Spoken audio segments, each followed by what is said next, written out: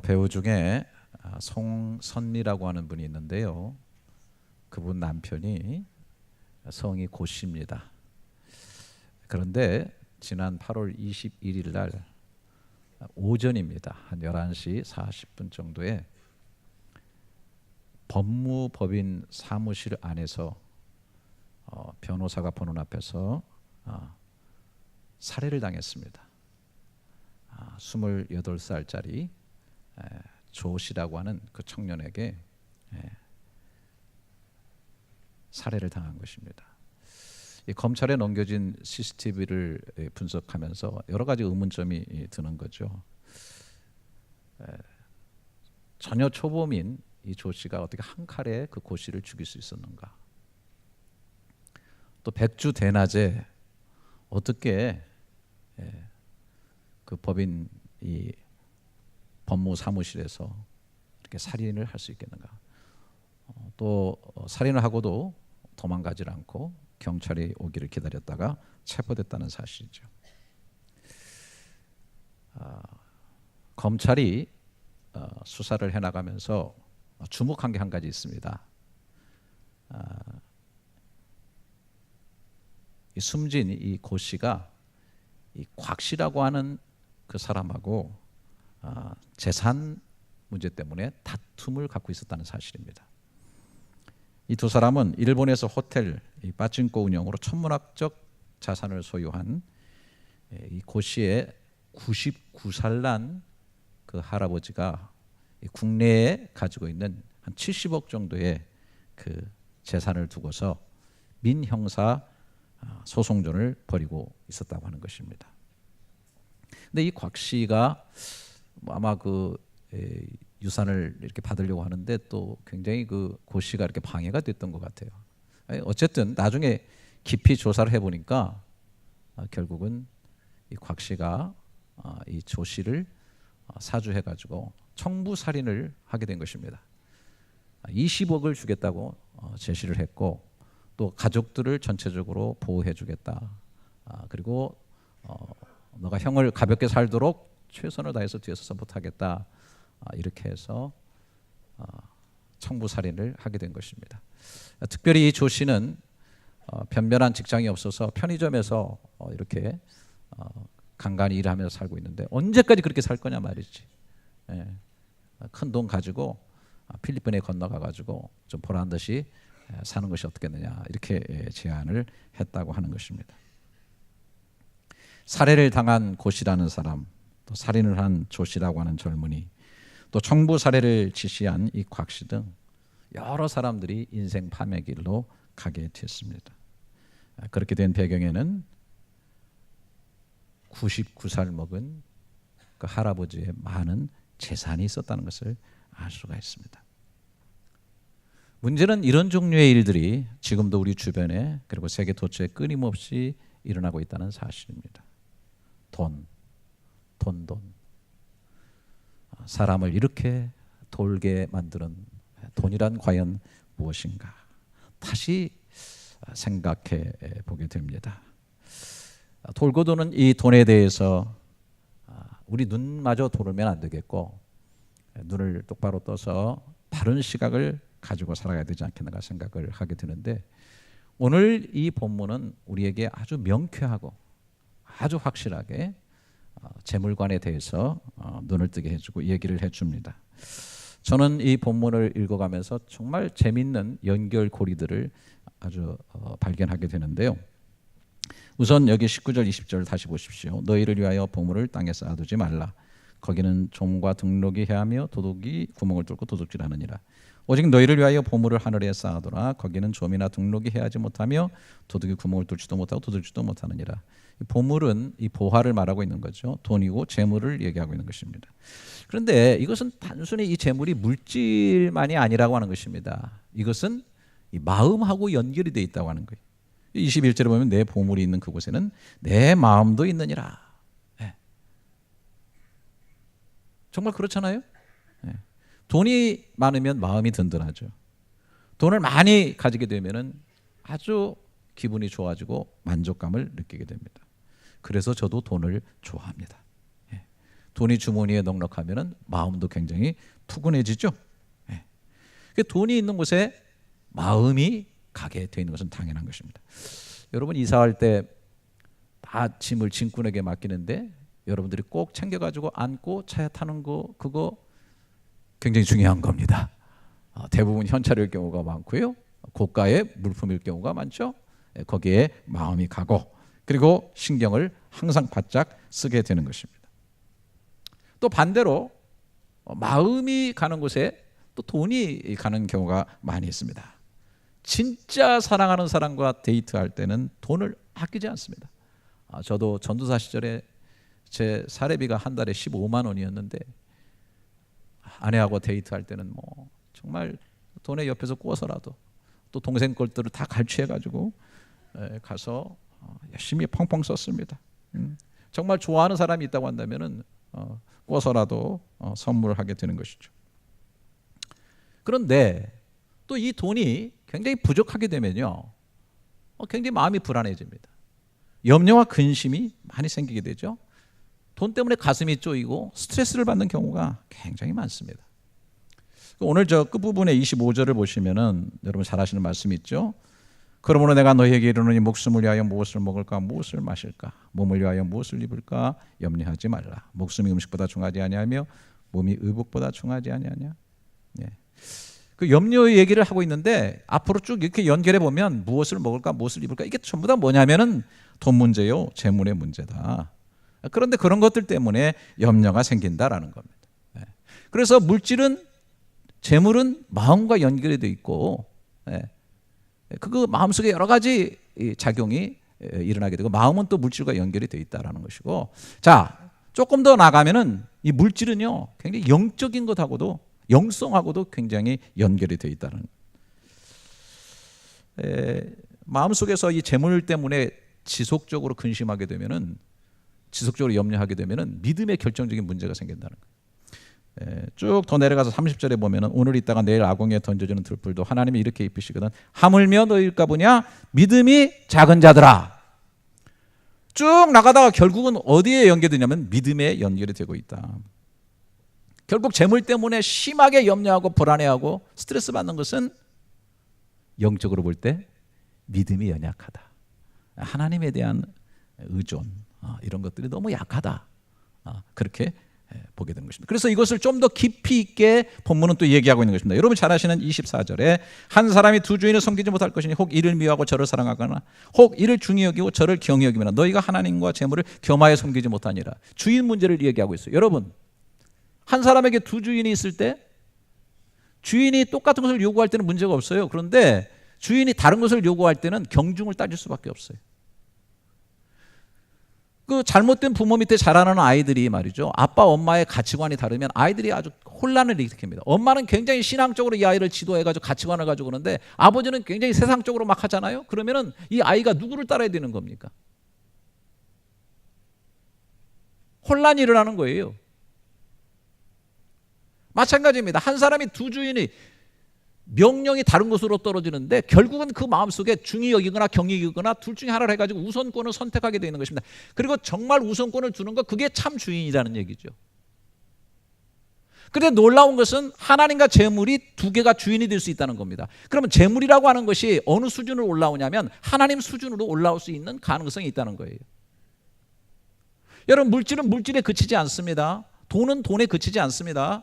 돈은 지배력을 갖습니다. 이런 재밌는 얘기가 있잖아요. 사람은 소유하는 것에 소유된다고.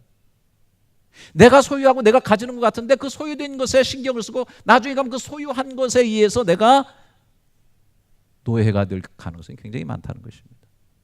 그래서 돈이 재물이라고 하는 것이 어느 정도 수준에 가냐면 하나님적 위치에 들어가면서 사람에게 섬김을 받고 사랑을 받게 되는 그리고 사람을 지배하는 데까지 가게 된다라고 하는 것입니다.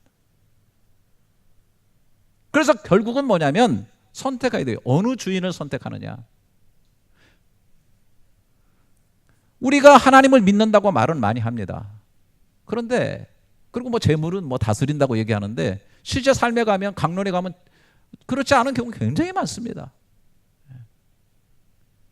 재물을 우선시하고 재물의 명령에 먼저 굴복하고 두 주인을 섬긴다 하지만 사실은 겸하여 섬기지 못하느니라 결론을 냈기 때문에 결국은 한 주인을 섬기게 되는데 물질을 주인으로 섬기는 쪽으로 가는 사람들이 굉장히 많다라고 하는 것입니다. 여기에 통찰력이 필요한 것입니다.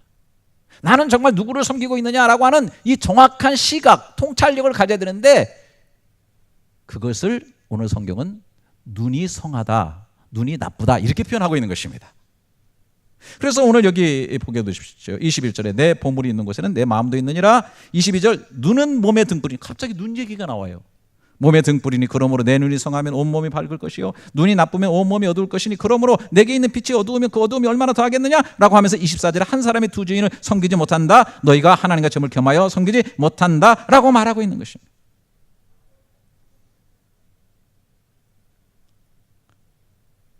주인을 주인으로 바로 알아보고 하나님을 주인으로 섬기는 바른 가치관을 가진 눈이 성한 눈이라는 거예요. 그렇게 될 때에 온몸이 밝다고 하는 것은 제가 볼 때는 모든 삶이 정상화되고 밝아지게 된다.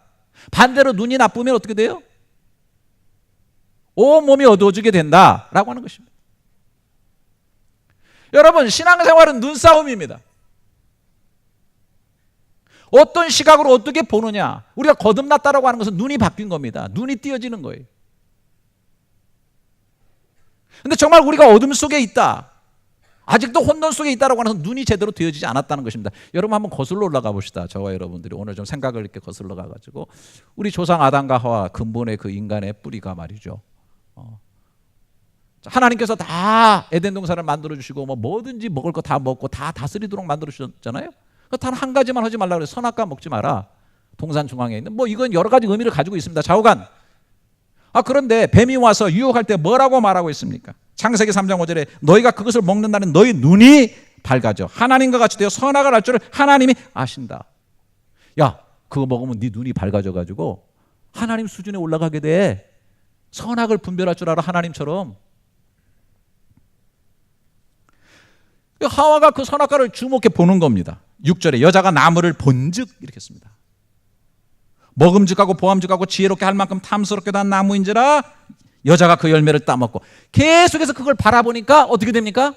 먹음직하고 보암직하고 지혜롭게 할 만큼 탐스러운 나무라고 하는 것을, 실과라고 하는 걸 보게 되는, 다시 말해서 다시는 그 속에 눈꺼풀이 지금 감기게 되는 거예요. 눈이 밝아진다고 하지만은 오히려 본다는 것 때문에 잘못 본다는 것 때문에, 내가 안다는 것 때문에, 내가 느낀다는 것 때문에 사실은 잘못 보고 있는 겁니다. 그래서 뭐가 가려집니까? 그 과실이 너무 크게 들어옴으로 인해서 하나님이 가려지고 있는 거예요. 명령하신 하나님, 모든 것을 주신 하나님, 진짜 자유를 주신 그 하나님이 가려지게 되는 거예요. 그 주인됨이 가려지게 되는 겁니다. 그리고 그게 크게 부각이 됩니다. 가까이 오면 가까울수록 눈이 밝아지는 것이 아니고 흐려지는 거예요. 그러면 결국 그걸 따먹었습니다. 그랬더니 7절에 뭐라고 말했어요? 이에 그들의 눈이 밝아져. 밝아지긴 밝아졌네. 자기들이 벗은 줄을 알고 무화과나무 잎을 엮어 치마로 삼았더라. 여러분, 인간은 선악을 구분할 필요가 없었어요. 알 필요가 없어요. 왜? 하나님 안에서 모든 것이 다 그 당시는 선이었기 때문에, 의였기 때문에 선과 악을 다 알 필요가 없었는데, 눈이 밝아지면서 보지 말아야 될 뭘 보게 된 거예요? 자기네 죄를 보게 된 거예요. 수치를 보게 된 거예요. 부끄러움을 보게 된 거예요. 그래서 인간이 고작 한다는 게 뭐예요? 무화과나무 잎으로 치마를 엮어서 가린 겁니다. 눈이 어두워진 겁니다. 시각이 어두워진 겁니다. 하나님 앞에 나가서 회개하고 이실직고 하기보다는 수치를 가리려고 하는, 무화과나무 잎으로 엮어서 자기 치마를 자기를 가리려고 하는 많은 이 세상의 인생들이 자기의 문제를 가리고 자기의 아픔을 가리고 자기의 자존심에 상처난 것을 가리고, 그러게 하기 위해서 끊임없이 물질에 추구하면서 무화과나무 잎과 같은 것을 가리고 자기를 가리려고 치장하려고 그렇게 몸부림치는, 완전히 눈이 감겨버린 그런 세상을 살아가고 있다라고 하는 것입니다.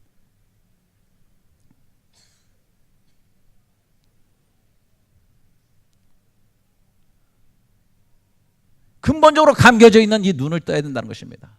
눈이 바뀌어야 된다는 것입니다. 눈이 성하게 될 때에 그런 모든 어두움을 벗어버리고 온 삶이 밝은 데를 향해서 나아갈 수 있다라고 하는 것입니다. 제가 이런 설교를 하면은 성도님들 중에 그럴까? 아, 목사님, 그거 당연한 거 아닙니까? 아니, 어떻게 우리가 주신 것에 대해서 그렇게 눈이 흐려져 가지고 그럴 수 있습니까? 주신 자를 우리가 바라보며 살지.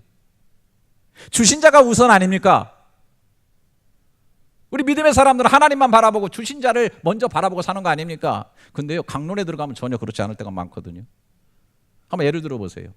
자, 뭐 청년들이 결혼한다. 결혼하게 될 때 어떤 것을 먼저 보나요? 자, 나한테 이 애들이 있다. 저도 뭐 사실 참 하나님 앞에 잘못된 부분들이 있습니다. 뭘 봅니까?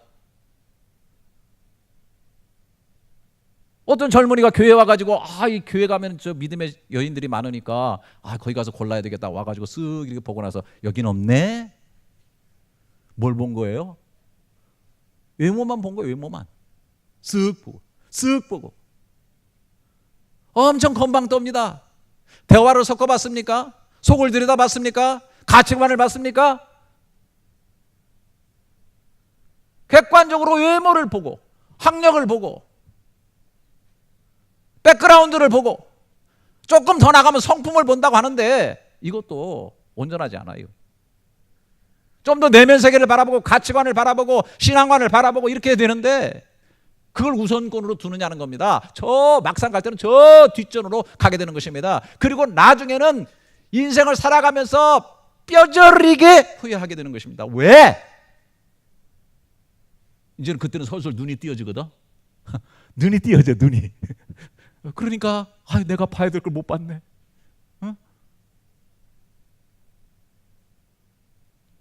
그런데 오늘 또 우리가 이 세상을 살아가면서 실제적으로 봐야 될 것을 제대로 보지 못하는 시각이 잘못되어 있는, 그래서 눈이 밝아져야 모든 것이 밝아지고 온 삶이 밝아진다고 말씀하고 있습니다. 자, 조금 우리 눈뜬 눈으로 좀 오늘 본문을 한번 밝은 눈으로 한번 다시 보시기 바랍니다. 19절부터 다시 보세요. 자, 19절. 너희를 위하여 보물을 땅에 쌓아두지 말라. 거기는 종과 등록이 하며 도둑이 구멍을 뚫고 도둑질하니라. 한번 따라서 해보십니다. 발이 엉기네. 한번 따라서 해보시기 바랍니다. 너희를 위하여. 왜요? 누구를 위하여? 너희, 우리를 위해서, 우리를 위해서. 자, 사람들이 재물이 필요한 게 왜 그렇습니까? 나를 위해서. 나의 행복, 나의 만족, 나의 필요, 나의 평안, 나의 성취, 조금 더 나가면 나의 가족, 나의 미래를 위해서 재물이 필요한 것입니다. 그런데 그 나를 너무 다 위하다 보니까 어떻게 합니까? 경향이 어디로 가면 쌓으려는 경향으로 가는 것입니다. 조금 가지고는 불완전하다는 것입니다. 쌓으려고 하는 것입니다. 제가 여기 이 보물이라는 단어를 갖다가 내가 원문에서 다 이렇게 찾아보니까 테사우로스라고 하는 단어인데요. 이거는 쓰일 때 보화 이런 것도 쓰이지만은 창고라는 말도 쓰이는 거예요. 창고. 보화는 창고적 성격을 가지고 있다고 저는 당장 연결이 되더라고요. 어리석은 부자가 어떻게 했습니까? 계속 창고 늘리는 일 했어요. 창고 늘리는 일. 내 영혼아, 영혼을 갖다가 먹고 마시며 즐거워하자. 영혼 먹고 마시며 즐거워하는 거를 창고 늘리는 것에 사용했다고.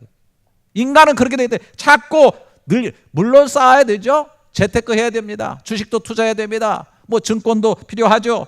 네. 세상에서 이런 것들을 가르쳐 줍니다.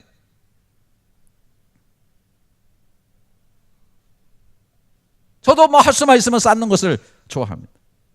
그러나 우리가 시각을 열어야 됩니다.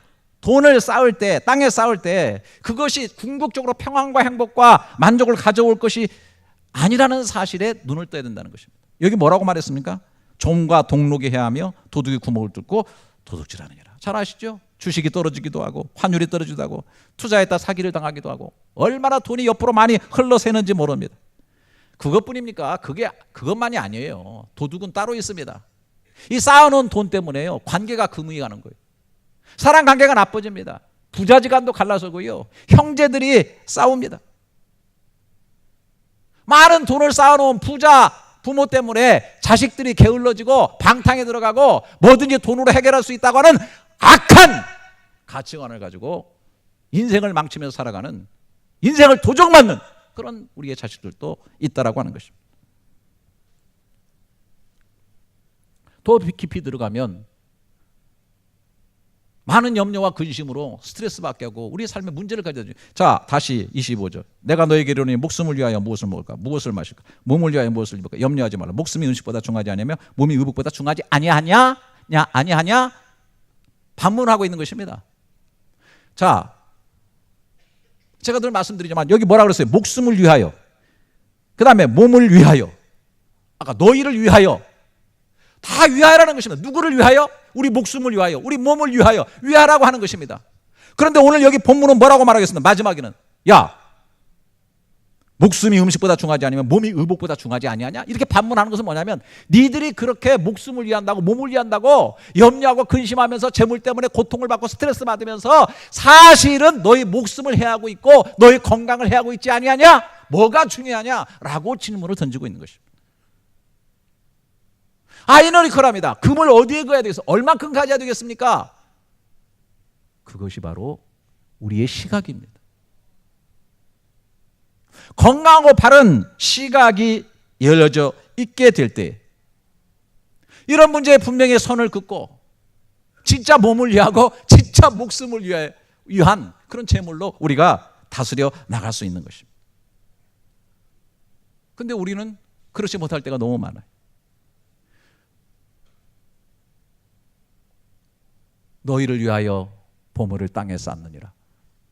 자, 이것이 저와 여러분의 아주 강렬한 열망입니다. 심지어 어떻습니까? 다 이렇게 생각해요. 나는 많은 돈을 쌓아도 이런 일은 나한테 이루어지지 않을 거예요. 나는 절대로 뭐 뺏기거나 뭐 없어지지 않을 거예요. 심지어 그래도 괜찮아요. 많이 쌓을 수만 있다면.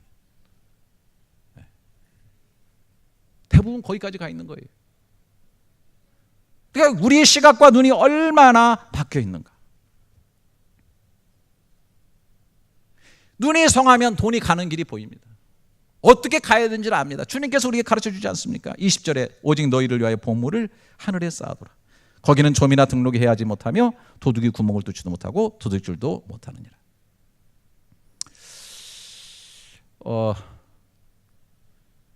뭐 하늘에 어떻게 쌓는가, 뭐 여러분들이 생각을 해보셔야 될 것 같고, 가져가지는 못하지만 먼저 하늘에 보내서 쌓을 수는 있다는 사실을 먼저 염두에 두시고요.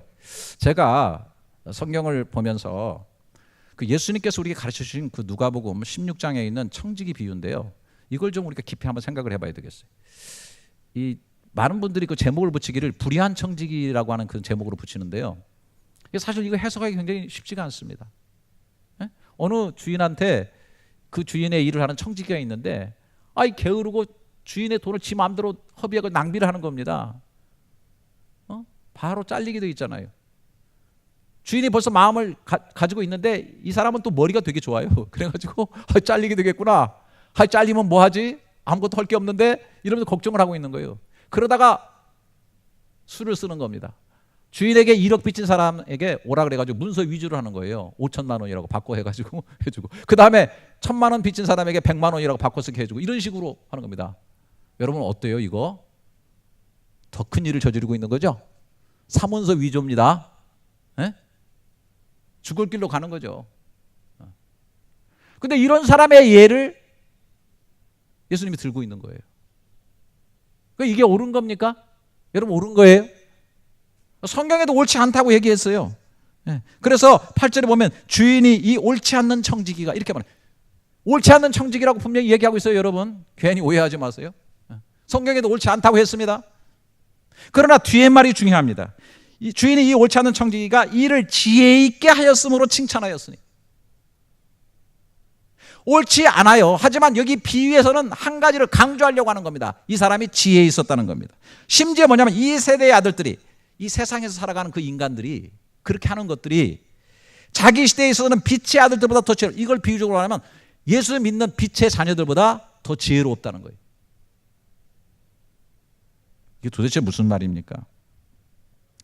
어떻게 해석을 해야 됩니까? 해석이 안 되면 전후 문맥을 살펴야죠. 뒤에 가보면 9절에 이렇게 되어 있습니다. 내가 너에게 말하노니 불의의 제물로 친구를 사귀라. 그리하면 그 재물이 없어질 때 그들이 너희를 영주할 처소로 영접하리라. 이 말은 뭐예요? 지금 현재 불의한 그런 재물이지만은, 그러나 그거를 투자하는데 친구를 사귀는 것으로 투자해라. 한마디로 말해서 빚진 자, 어려운 자, 마음 상한 자, 고통받는 자들을 네 위치에 있을 때 그 재물로 그들의 마음을 사라. 그들의 마음속에 사랑을 투자해라. 심어라. 그리하면 네가 정말 어려울 때 그들이 너를 도와줄 것이다. 재물은 있다가도 없어지는 거지만은, 좀이 오고 동록이 오고 도둑이 와서 사라질 수도 있는 거지만은, 사람 마음속에 투자해놓고 사랑으로 심어놓은 것은 결코 없어지지 않을 거다. 그런 면에서는 세상 사람들이 믿음의 사람들보다 더 지혜로울 수 있다는 것입니다. 여러분, 세상 사람들이 서로 막 치고받고 싸우다가 야, 술 한잔 하자 그러고, 술 먹는 거 별로 건전한 것은 아니에요. 그런데 한 잔 먹으면서 막 취하고 막 풀자 해가지고 손잡고 막 얼싸안고 풀어요. 그 관계를 위해서 차라리 그러면 술 한잔 먹는 게 낫다 이거예요. 예수 믿는 사람들이 뭐 조그마한 거 가지고 막 티끌티끌 싸우다가 이게 죽을 때까지 안 풀려. 그리고 뭐라 그래요? 하나님, 나 천당 가기 싫어요. 저 인간이 간다면 난 안 갈래요. 막 이러면서 안 풀려. 이게 어리석은 짓이란 말이죠. 세상 사람들은 관계를 잘해야만 사업이 잘 되는 걸 알고 있기 때문에 얼마나 많은 투자를 합니까? 심지어 뇌물도 갖다 줍니다. 불의의 재물이에요. 하지만은 관계라는 게 얼마나 중요한 거기 때문에 그런 건 이래 돼 세상 사람들은 투자하는데 그건 잘못된 거지만, 그러나 그만큼 보는 지혜가 있다는 겁니다. 그런데 믿음의 사람들이 하늘에 쌓는 일에 하나님의 영원하신 하나님, 온 우주의 주인이신 하나님, 모든 것을 공급하시는 공급자이시는 그 하나님에 대해서, 하늘에 쌓고 투자하는 일에 대해서 사람들이 너무 어리석다는 것입니다. 얼마나 인색한지 몰라요.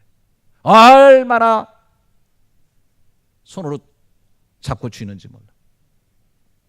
저는 어렸을 때 너무 어려웠습니다.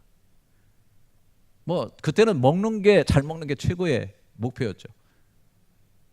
저는 지금도 그 당시 우리 부모님들이 얼마나 마음 아팠을까. 막 먹고 싶어서 막 보채고 있는데 줄 수 없는 그 마음, 정말 그 마음은 얼마나 힘들었을까, 그런 생각을 가끔 해봅니다. 먹을 것이 있는데 허겁지겁 먹으면 어른들이 이렇게 말합니다. 이거 속에 거지가 들었냐? 그런 얘기 안 들어보시고 살았어요? 저는 많이 들었어요. 속에 거지가 들었냐? 근데 저는 오늘 제 스스로를 바라보면서 하나님의 음성이, 네 속에 거지 영이 들었냐? 너는 받으려고만 하냐? 너는 손을 펴지 못하냐? 너는 거지근성 가지고 살아가냐? 너 목사니까 늘 받으려고만 혈안이 돼 있어가지고 줄 줄은 모르고 나눌 줄은 모르고. 그게 주님의 음성으로 바뀌어드릴 때가 있어요. 이 시대를 살아가면서.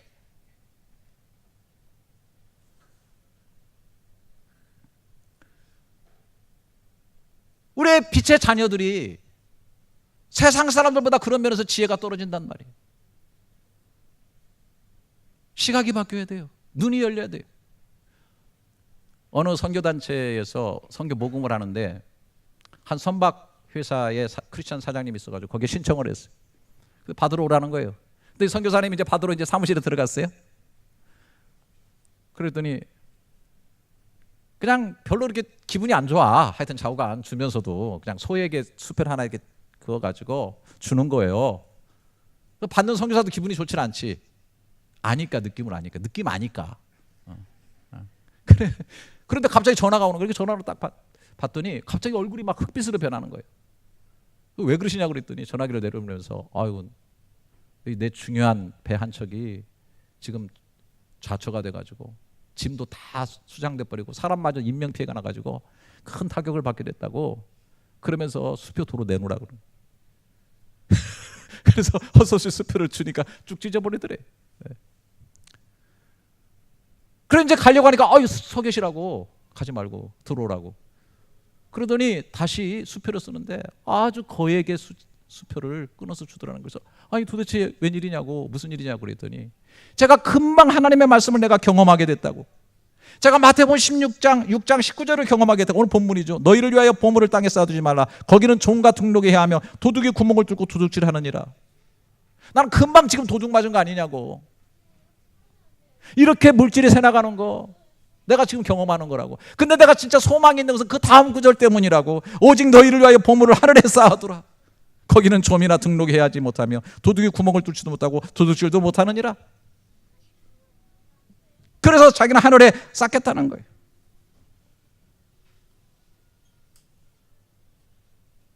여러분, 보는 시각이 바뀌어야 돼요. 생각이 바뀌어야 돼요. 저는 그 들은 얘기인데요. 어떤 목사님한테 교인이 와가지고 제가 장사를 하는데 많은 손해가 나지만은 주의를 지금 손해를 감수하고 제가 주의를 지키려고 문을 닫습니다. 저 같으면은 아이고 성도님 저렇게 믿음의 큰 결단을 하셨어요. 그럴 수가 있어요. 기도해 드릴게요. 그럴 텐데 그 목사님은 그랬다는 거예요. 손해를 감수한다고요? 만약에 주일날 문을 닫아서 손해라고 생각하시면 차라리 문을 여세요. 제가 생각할 때는 결코 손해가 아닙니다. 긴 날 보면 하나님이 지켜주시는 은혜가 있어요. 더 풍성케 하신 하나님의 은혜가 있어요. 그건 당신의 믿음의 결단이에요. 근데 손해 난다고 생각하면서 일을 안 하고 손해를 감수하면서 한다 그러면은 그냥 문을 열고 그냥 일하세요.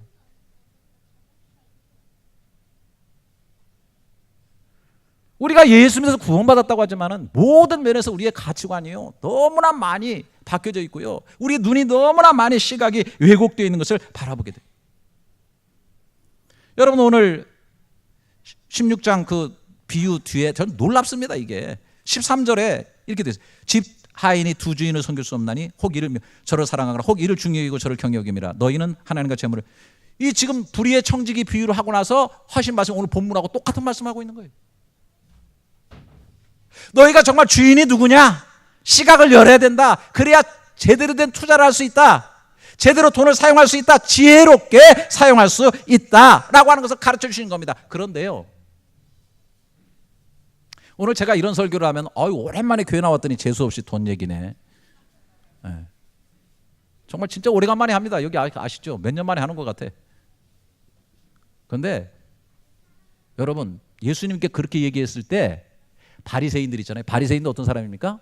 말씀을 연구하는 사람이고 말씀을 순종하는 사람이고 종교인 중에 종교인이고 하나님에 대해서 무지막지하게 열심히 사람들 아닙니까? 14절을 보세요. 13절 다음에 14절. 바리새인들은 돈을 좋아하는 자들이라 이 모든 것을 듣고 비웃거늘 이렇게 말하고 있는 것입니다. 저는 신앙생활을 오래 하면 오래 할수록 저는요 단순해지기를 원합니다. 저는 정말 신앙생활 오래 하면 올수록 하나님 진짜 기도합니다. 저는 주님 저 정말 순수하게 해주세요. 이 목사가 너무나 말씀을 많이 알고 이 바리새인처럼 말이 너무 많이 알고 너무나 많은 설교를 하기 때문에 오히려 강팍해져 가지고 말이죠. 네? 복잡한 인생을 살. 저는 정말 여기 누가 어떤 전도사님이 올라와서 지나가다가 설교하더라도 저는 정말 마음을 열어놓고 아멘, 아멘. 뭐 학적으로 따지고 뭐 선후 문맥이 따지고 오늘날 교회생활 많이 해서 성경 공부 많이 하고 뭐 트레디셔널한 종교의 어떤 그 기독교적인 배경을 많이 가졌다고 하는 사람들이 오히려 그 지식의 그 편견 때문에요. 주님이 이렇게 시각을 열으라고 메시지를 주시는데도 돈 좋아하는 건 다 똑같아요. 저 좋아한다니까요. 돈 줘보세요. 안 좋아하나? 해보세요. 실험해보세요. 바리새인도 좋아해요. 똑같은 건데 왜 비웃냐는 거예요. 왜 이상한 것으로 해석하냐는 거예요.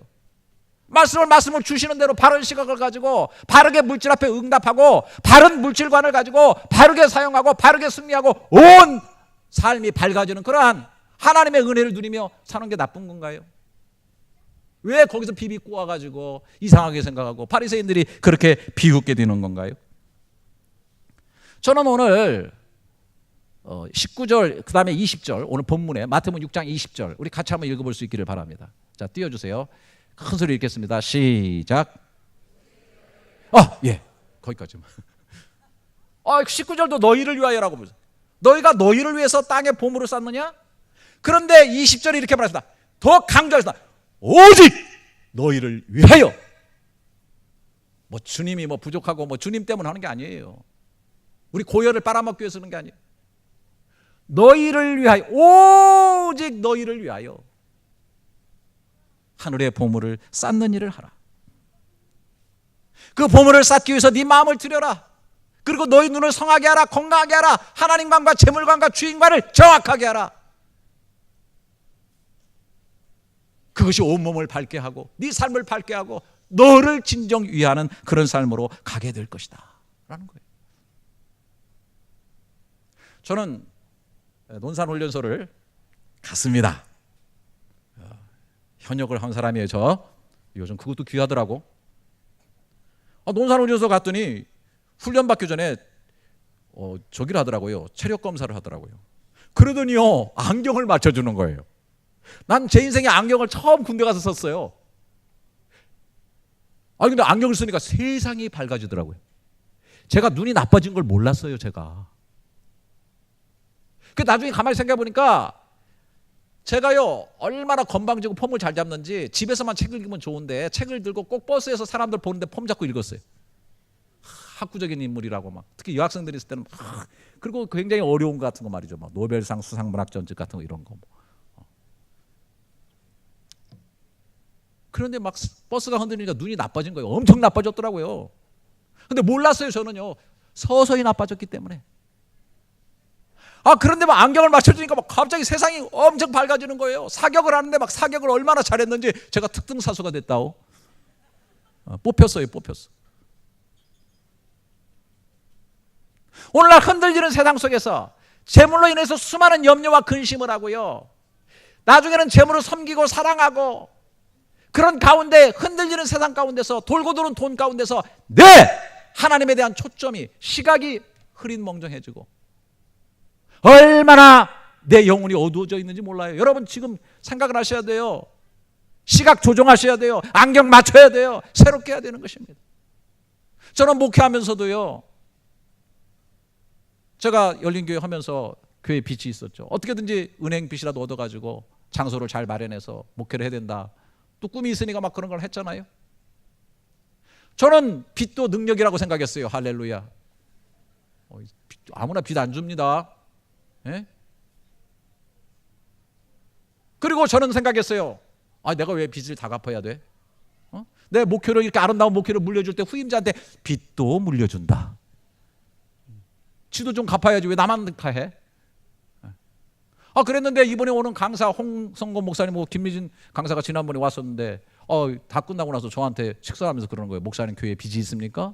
그래서 좀 빚이 있습니다. 은행 빚이 있습니다. 그랬더니 성경에 보면은 빚이 있으면 체주의 종이 된다고 그러는데 빚이 있으면 모든 교회 결정 원리가 물질이 됩니다. 뭐 하다 보면 빚이 있는데 빚도 있는데 이렇게 하다 보면은 위축되고 못합니다. 그러니까 어떤 일이든지 빚을 갚고 주의 일을 하십시오 그러는 거예요. 근데요 이상하게요 제 가슴이 뜨거워지면서 눈이 띄어지더라고. 내가 잘못 살아왔구나. 너무 흐릿하게 살아왔구나. 그 다음부터 빚을 청산하겠다는 일념을 갖고 교회에 선포하고 헌금하자고 막 하면서 막 했어요. 놀라운 일이 벌어졌어요. 별로 헌금 안 넣은 거예요. 그래서 저만 바보 됐어요. 쪼다 됐어요. 완전 바보 됐어요. 그래서 저는 끝까지 가거든요. 그래가지고 왜 우리가 화려한 성전 꼭 가지고 있어야 되느냐? 매각하겠다. 그리고 학고방에 가서 자유롭게 주의 일을 하겠다. 그래가지고 매각을 계획하면서 시작하다가 하나님께서 은혜 주셔가지고 연합도 하게 되고요. 매각을 잘하고 여기 들어와서 리모델링하고 세계 초소를 만들고 이런 놀라운 역사들이 막 계속해서 그 뒤에서 이루어지기 시작을 한 거예요. 전 정말 단순하게 생각했어요. 아멘으로 받았어요. 내가 물질을 생각하면서 무슨 결정 원리에 물질의 원리가 내 속에 들어와서는 안 되겠구나. 내가 거기 종이 돼서는 안 되겠구나. 하나님이 나를 주의 종으로 세우셨는데 하나님이 말씀하시면 내가 예하고 순종할 수 있는 내 삶을 만들어야 될 것이 아닌가. 우리 열린연합교회는 정말 하나님 사랑의 빛 외에는 다른 물질적인 빚이 없는 것을 믿으시기를 바랍니다. 아멘 안 하시네. 깨끗하게 다 청산. 이제 오직 주님의 일밖에 없어요. 제가 남은 여기 목회 사역 동안에 주님이 말씀하시면 yes sir, 제가 여기 있습니다. 저를 쓰세요. 예. 그랬더니 뭐 너무 많이 쓰임을 받는 것 같아요. 막 와 그냥. 예. 지난주에는 또 무슨 상담학 무슨 뭐 우리가 원하지도 않는데 막 와가지고 해가지고 말이죠. 또 광고를 했던 우리 교인들 6명이 등록을 해가지고 한 주간 동안 열심히 공부해서 상담 정부에서 인정하는 상담사 2급을 땄습니다. 6명이. 우리 홍성원 목사님이나 영적 지도력 세미나나 이런 재정 부흥회 제가 사실 원하기보다는 그분들이 하기를 원해요. 자꾸 옵니다. 프로그램들이 자꾸 옵니다. 저는 솔직히 뭐 여러분들은 어떻게 생각할지 모르겠어요. 여러분들은 보물을 보물로 보는 시각이 열렸는지 모르겠지만은 저는요, 하나님께서 이 열린연합교회를 제가 목회해서 그런 게 아니라 정말 축복하고 있다는 것을 저는 확실히 믿습니다. 보물들이 막 옵니다. 놀라운 프로그램들이 옵니다. 제가 하는 게 아니에요. 놀랍게 쓰임 받습니다. 저는 이것이 보물이라고 생각하죠. 다른 게 보물이라고 생각하지 않아요. 뭐 거대한 게 보물입니까? 숫자가 많이 들어가서 엄청난 게 보물입니까? 전 그렇지 않아요. 우리 생애 동안에 정말 아름답게 주의 손에 의해서 쓰임받는 그 삶, 주의 뜻대로 쓰임받는 그 삶이 보석과 같은 삶이라고 저는 생각하지, 뭐 생존에 급급하려고 하면 뭐합니까? 산 좋고 물 좋은 곳에 들어가서 노후 생활 잘 보내면 뭐합니까? 마지막 이 숨결 거둘 때까지 이 뜨거운 심장을 갖고 주님에서 쓰임받는 삶이 가장 아름다운 삶이 아니겠어요? 오직 너희를 위하라고 말씀하고 있는 것입니다. 눈이 뜨여야 됩니다. 시각이 열려야 됩니다. 바울의 완전한 변화는 다른 데 있는 게 아니에요. 눈에서 담에서 쏟아져서 비늘이 벗어지고 다시 보게 된지라. 다시 볼 줄 알아야 됩니다. 가치관이 바뀌어야 되고요, 시각이 바뀌어야 되고요, 눈이 성해야만 온몸도 성하게 되고 밝게 되고 삶이 밝아지는 거예요, 여러분. 저는 확실히 믿고 있어요. 우리 열린연합교회에요, 하나님께서 엄청난 회복의 은혜를 주시고 또 물질의 은혜도 아주 풍성하게 부어주실 걸 저는 확실히 믿습니다. 그렇게 하나님 역사하고 계세요. 이번에 뭐 영적 지도력이니까 지도자들만 가나보다 그따구 생각하지 마시고 두 사람이 모여도 한 사람이 지도력을 발휘하는 겁니다. 내 가정의 자녀들을 위해서 부모들이 지도력을 발휘해야 되는 것입니다. 어느 곳에 있든지 나는 지도력을 발휘해야 되는, 영적 지도력을 여러분들이 회복하시기를 축원합니다. 그런 걸 또 잘하려면 이게 영적인 것이 물질과 연결이 되어 있어요. 건전한 재정관, 또 건전한 재정을 통해서 영적 지도력을 발휘하는, 영향력을 미치는, 다스리는 그런 삶을 우리가 살아야 되는 것이죠. 여러분들이 이번에 이제 저는 뭐 인트로덕션 정도만 한 겁니다, 사실은요. 여러분들 와서 이렇게 들으시면서 자꾸만 눈이 열려주셔가지고 눈이 성화해지게 되고 온몸이 밝아지게 되고 삶이 밝아지는 그런 은혜가 있기를 주님의 이름으로 축원합니다.